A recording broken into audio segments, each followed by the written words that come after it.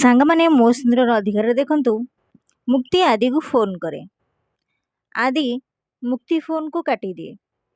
ମୁକ୍ତି କୁହେ ମୋ ଫୋନ୍ କାଟିଦେଲେ ଠିକ୍ ଅଛି। ମୁଁ ବି ହାର ମାନିବା ଝିଅ ନୁହେଁ। ମୁକ୍ତି ଆଉ ଥରେ ଫୋନ୍ କରେ। ଆଉ ଏସବୁ ବିକ୍ରାନ୍ତ ଦେଖୁଥାଏ।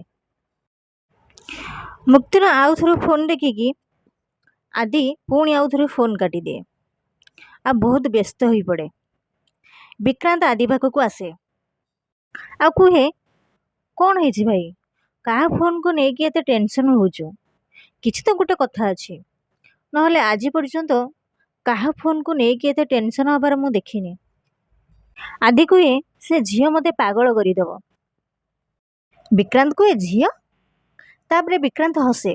ଆଦି କୁହେ ବିକ୍ରାନ୍ତ, ମୁଁ ତୋତେ ଏମିତି କିଛି କଥା କହିନି ଯେଉଁଥିପାଇଁ ତୋତେ ହସ ଲାଗିବ।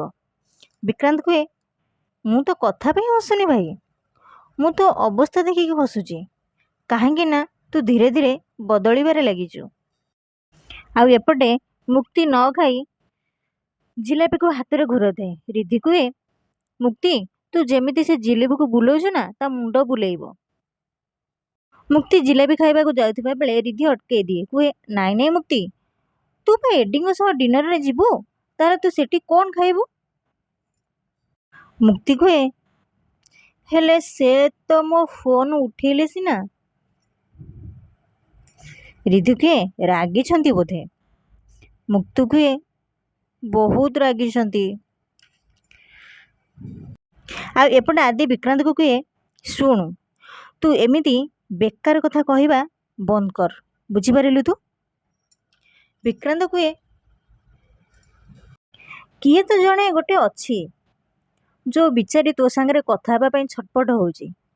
ନାଇଁ ମାନେ ମୋ କହିବାର ମାନେ ହେଲା କି କୌଣସି କାମରେ ବି ଫୋନ୍ ହେଇଥାଇପାରେ, ନ ହେଇଥାଇ ବି ପାରେ। ସାଙ୍ଗମାନେ ଆପଣମାନେ ଯଦି ମୋ ଚ୍ୟାନେଲରେ ନୂଆ ଅଛନ୍ତି ତାହେଲେ ମୋ ଚ୍ୟାନେଲକୁ ସବସ୍କ୍ରାଇବ୍ କରିଦିଅନ୍ତୁ ଆଉ ଛୋଟିଆ ଲାଇକ୍ଟିଏ କରିଦିଅନ୍ତୁ, କାହିଁକି ନା ମୁଁ ଏଇଭଳି ଭିଡ଼ିଓ ଆପଣମାନଙ୍କ ପାଇଁ ସବୁଦିନ ଆଣିଦେବି। ଜୟ ଜଗନ୍ନାଥ।